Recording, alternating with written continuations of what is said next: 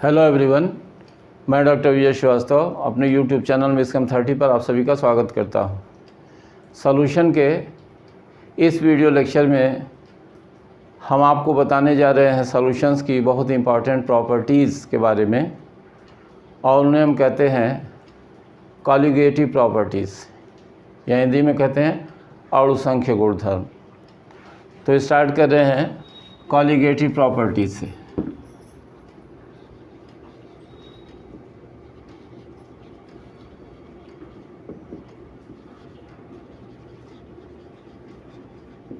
तो सबसे पहले जानना होगा कि कॉलिगेटिव प्रॉपर्टीज़ होती क्या है। तो आपको बताया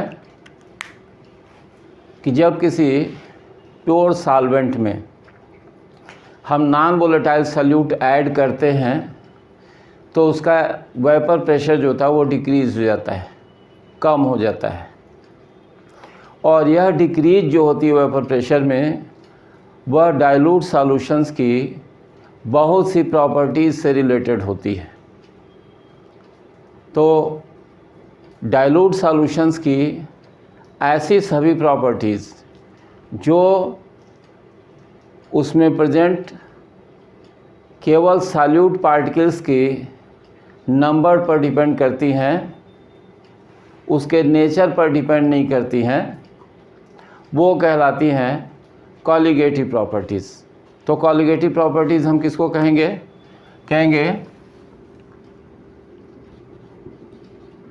all the properties of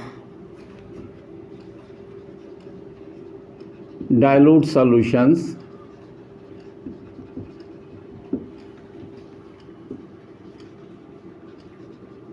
which depend only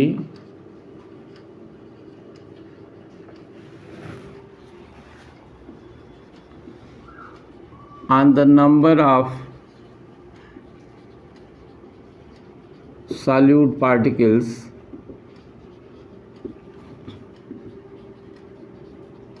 irrespective of its nature,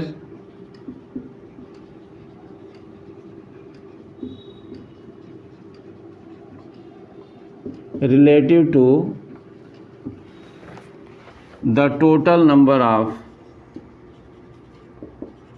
particles present in solution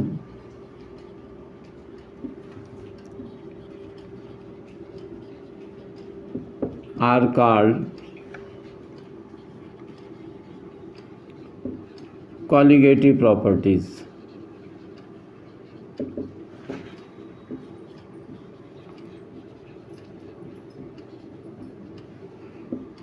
तो आपको एक बार फिर से बताएं कि किसी भी डाइल्यूट सॉल्यूशन में जो टोटल पार्टिकल्स प्रेजेंट हैं सॉल्यूट और सॉल्वेंट के मिला करके, उनमें से केवल सॉल्यूट पार्टिकल्स के नंबर पर, उनके नेचर पर नहीं, सॉल्यूट का नेचर कैसा है इस पर नहीं, केवल सॉल्यूट पार्टिकल्स के नंबर पर डाइल्यूट सॉल्यूशंस की जो प्रॉपर्टीज़ डिपेंड करती हैं वो कहलाती हैं कॉलिगेटिव प्रॉपर्टीज़। और ये जो प्रॉपर्टीज़ होती हैं हमको जानना होगा कौन कौन सी हैं।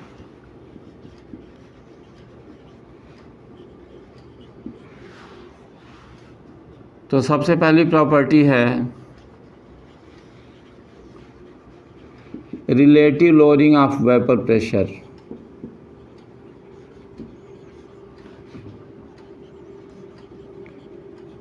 वाष्प दाब का आपेक्षिक अवनमन। दूसरी प्रॉपर्टी है एलिवेशन ऑफ बॉइलिंग पॉइंट।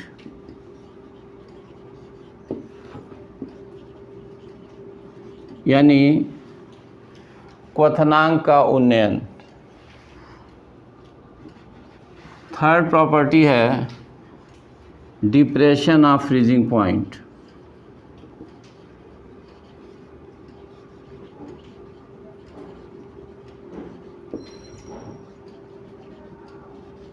हिमांक का अवनमन। और फोर्थ प्रॉपर्टी है ऑस्मोटिक प्रेशर, यानी सॉल्यूशन का परासरण दाब। तो ये 4 प्रॉपर्टीज जो होती हैं कहलाती हैं कॉलिगेटिव प्रॉपर्टीज़ या अणुसंख्य गुणधर्म। तो 1 बाय 1 हम इसको डिस्कस करेंगे। स्टार्ट करेंगे सबसे पहले हम relative lowering of vapour pressure से। वाष्प दाब का अपेक्षिक अवनमन। तो इसको थोड़ा समझ लेते हैं और फिर डिराइव करेंगे इससे रिलेटेड एक इक्वेशन, जिसकी सहायता से हम डाइल्यूट सॉल्यूशन में प्रेजेंट नॉन वोलेटाइल सॉल्यूट के मॉलिक्यूलर मास को कैलकुलेट कर सकते हैं। तो स्टार्ट करें हम। पहली colligative property, relative lowering of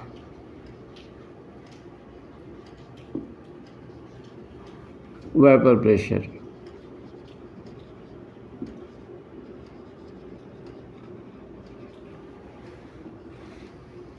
अब देखिए, इसमें मान लिया कि ये एक वेसल है, इसमें हमने नॉन वोलेटाइल सॉल्यूट लिया है, क्लोज्ड एटमॉस्फेयर में इसको रखा है। तो किसी टेम्परेचर पर यह क्लोज्ड उसमें रखा हुआ है इस तरह से। तो किसी टेम्परेचर पर एक इक्विलिब्रियम इस्टेब्लिश होगी और उस कंडीशन में लिक्विड का जो वेपर होगी उसके द्वारा इसके सरफेस पर जो प्रेशर अप्लाई होगा, यहाँ वेपर है, ये वोलेटाइल लिक्विड है,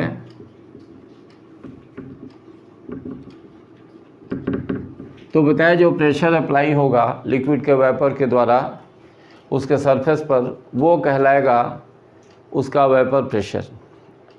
तो टेम्परेचर डिपेंडेंट होगा। अब उसी टेम्परेचर पर अगर हम इसमें नॉन वोलेटाइल सॉल्यूट ऐड कर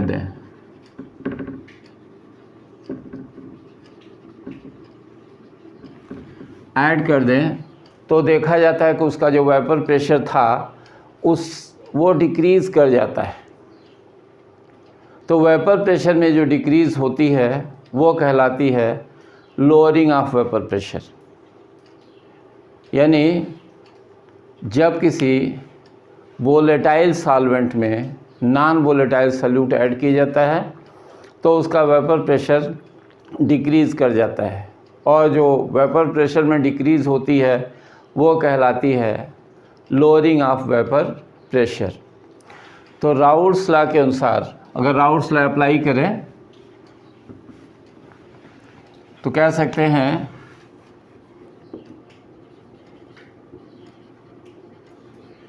according to Raoult's law,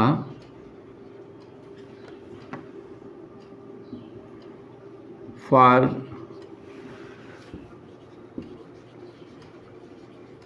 a dilute solution of non-volatile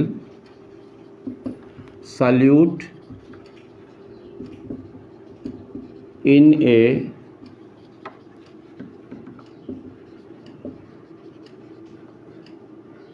volatile solvent,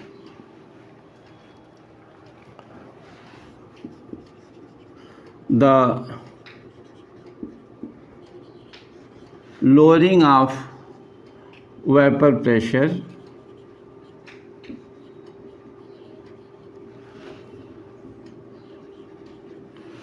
depends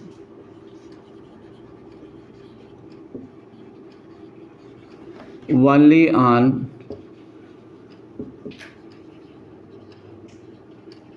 the concentration of solute, यानी नॉन वोलेटाइल सॉल्यूट ऐड किया है तो प्योर सॉल्वेंट के वेपर प्रेशर में जो डिक्रीज़ होगी, जो लोअरिंग होगी, वह केवल सॉल्यूट के कंसंट्रेशन पर डिपेंड करती है। तो कह सकते हैं कि अकॉर्डिंग टू दिस लॉ, जो राउट्स लॉ है,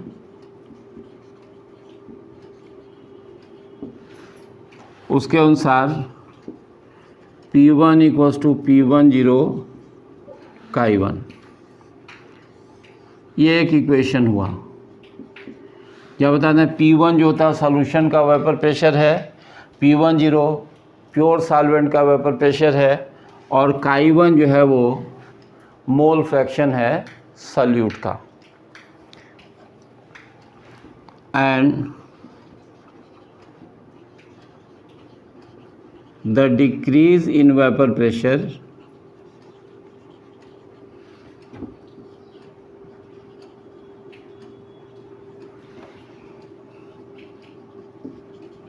कैन बी एक्सप्रेस्ड एज, जो वेपर प्रेशर में डिक्रीज़ होगी उसे कैसे दिखाएंगे, तो उसे दिखा सकते हैं delta P1 equals to P10 minus P1, ये इक्वल्स टू हो गया P10 माइनस P10 Chi1, ये हो गया। तो ये बताया डिक्रीज़ इन वेपर प्रेशर डेल्टा P1, इसकी वैल्यू इतनी होगी। अब आगे के लिए इस पोर्शन को थोड़ा हम हटा रहे हैं।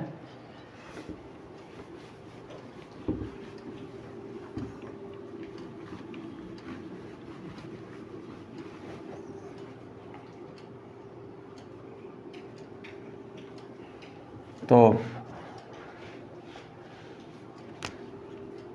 अब ये देखेंगे यहाँ से, इसी इक्वेशन को हम यहाँ नोट कर ले रहे हैं, delta P1 equals to P10 minus P1 equals to P10 minus P10 Chi1। ये इक्वेशन जो यहाँ लिखा था हमने, इस इक्वेशन के यहाँ मेंशन कर दिया। अब ये रह गया इक्वेशन 1, और इसमें अब आप देखिए कि इसको कह सकते हैं, ये इक्वल्स टू हो गया P10 कॉमन है तो P10 और ये ब्रैकेट में होगा 1 माइनस Chi1। तो ये इक्वेशन नंबर हम कह सकते हैं कि 2 हो गया। अब बताएंगे सिंस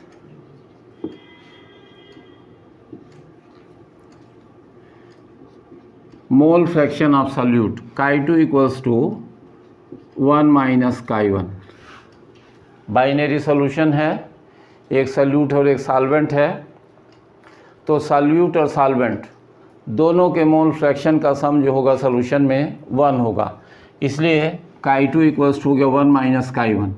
तो अगर ऐसा है तो इस वैल्यू को इसको इसमें सब्स्टिट्यूट कर दें, तो कह सकते हैं therefore delta P1 equals to P10 Chi2, ये इक्वेशन नंबर 3 हो जाता है। ये इक्वेशन 3 हो गया। अब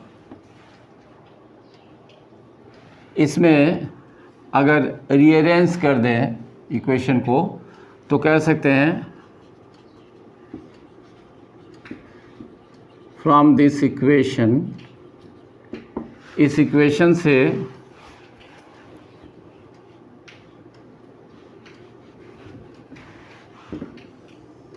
delta P1 upon P10 equals to P10 minus P1 upon P10 equals to हो गया Chi2। ये इक्वेशन आ गया, ये इक्वेशन नंबर 4। अब इसमें हम बताएंगे कि जो डेल्टा P1 अपान P10 यानी P10 minus P1 upon P10, ये वैल्यू जो कहलाती है relative lowering of vapour pressure.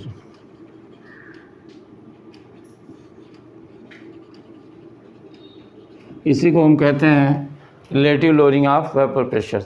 तो राउट्स लॉ क्या बताता है कि डाइल्यूट सॉल्यूशन में जो relative lowering of vapour pressure होता है वो सॉल्यूट के मोल फ्रैक्शन के इक्वल होता है। अब हम बताएं कि जो मोल फ्रैक्शन होता है, यहाँ थोड़े यहाँ शिफ्ट हो रहे हैं कि मोल फ्रैक्शन Chi2 जो होता है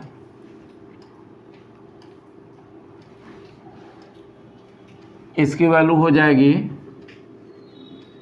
N2 अपान N1 प्लस N2, और डाइल्यूट सॉल्यूशन में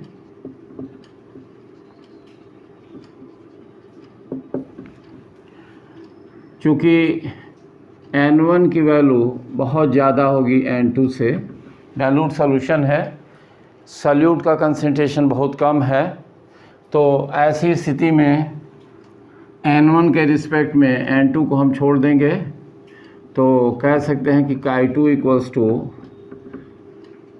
N1 ये N2 अपान N1, और ये वैल्यू सब्स्टिट्यूट कर दें R करके, तो Chi2 इक्वल्स टू हो गया W2 अपान यहाँ कह सकते हैं M2 इंटू ये N1 का है तो यहाँ हो जाएगा M1 इंटू ये हो गया W1, ये वैल्यू हो गई इसकी। तो इक्वेशन 5 हो गया। अब तो जो मोल फ्रैक्शन है उसकी जगह पर इसको सब्स्टिट्यूट कर सकते हैं इक्वेशन 4 में। तो इक्वेशन 4 में अगर इस वैल्यू को सब्स्टिट्यूट कर दें, अब इसे हम हटा सकते हैं यहाँ से, तो ये वैल्यू अगर सब्स्टिट्यूट कर दें इक्वेशन 4 में तो ये वैल्यू हो जाएगी delta P1 upon P10 equals to P10 minus P1 upon P10 equals to Chi2 है, Chi2 की जब सब्स्टिट्यूट हो गया तो W2 इंटू M1 अपान M2 इंटू W1, ये इक्वेशन आया। ये इक्वेशन नंबर 6 हो गया, जहाँ बताएंगे हम where W2 equals to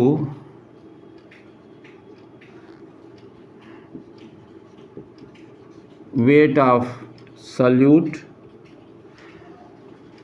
W1 equals to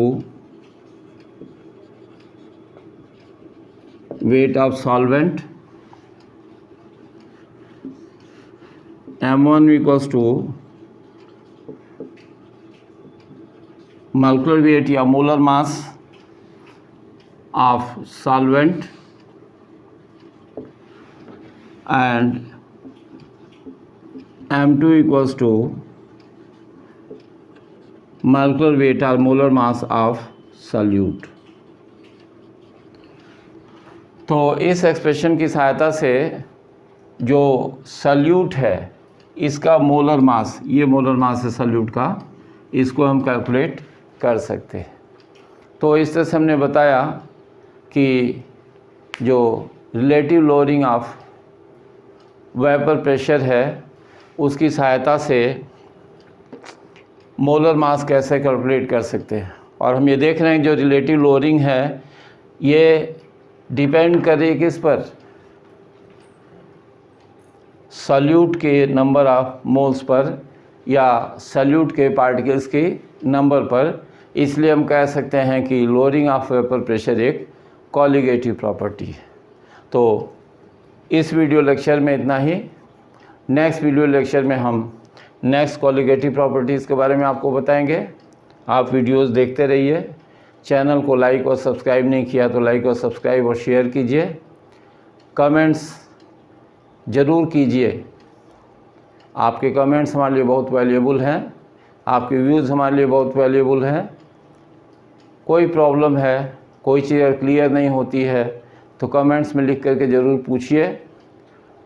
आपके कमेंट्स में अगर कोई क्वेश्चन है तो उसकी रिप्लाई निश्चित रूप से और बिल्कुल क्विक रिस्पांस के साथ दी जाएगी। बहुत बहुत धन्यवाद।